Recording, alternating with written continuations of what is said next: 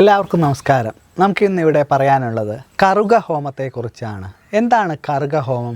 നമുക്കറിയാം, പഴയ കാലത്തൊക്കെ ഒരു കുട്ടി ഉണ്ടായിക്കഴിഞ്ഞാൽ 12 വയസ്സ് വരെ കറുക ഹോമം മാസത്തിലെ പിറന്നാൾ ഹോമമായിട്ട് കഴിക്കും. എന്തിനു വേണ്ടിയിട്ടാണ്? ഒരു കുട്ടി ഉണ്ടായിക്കഴിഞ്ഞാൽ ആദ്യത്തെ 4 വർഷം അല്ലെങ്കിൽ 8 വർഷം അച്ഛൻ്റെയും അമ്മയുടെയും ജാതകത്തിലെ തറവാട്ടിലെ ദുരിതം കുട്ടിക്ക് വന്നു ചേരും. പിന്നത്തെ 4 വർഷം കുട്ടിയുടെ തന്നെ ജാതകത്തിലെ ദോഷവും വരും.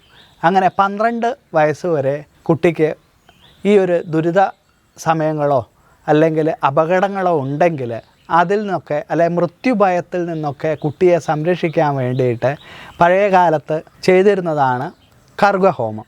അതായത് മാസപ്പിറന്നാളിന് കുട്ടികളുടെ മാസത്തിലെ നക്ഷത്രത്തിന് മഹാദേവനെ ശിവനെ ആവാഹിച്ച് പൂജിച്ച് കറുക മൃത്യുഞ്ജയ മന്ത്രം കൊണ്ട് കറുക ഹോമിക്കുന്നതാണ് പിറന്നാൾ ഹോമം.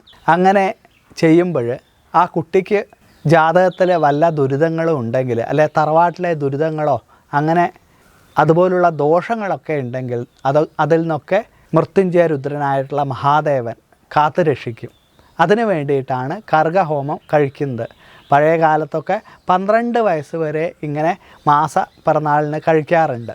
കുട്ടിയുടെ നക്ഷത്രം ഏതാണോ അത് നോക്കിയിട്ടാണ് ഈ പിറന്നാൾ ഹോമം കറുക ഹോമം കഴിക്കുന്ന പതിവ്. ആ ദിവസം പിറന്നാളിൻ്റെ അന്ന് രാവിലെ ഗണപതി ഹോമവും കറുക ഹോമവും കഴിച്ച് ദോഷങ്ങളൊക്കെ മാറ്റുകയും ആ ഹോമത്തിൻ്റെ സംവാദമായിട്ടുള്ള നെയ്യ് കുട്ടിക്ക് സേവിക്കാൻ കൊടുക്കുകയും അതിൻ്റെ കരിക്കുറി ഭസ്മമായി കുറിയിടിക്കുന്ന പതിവുമുണ്ട്.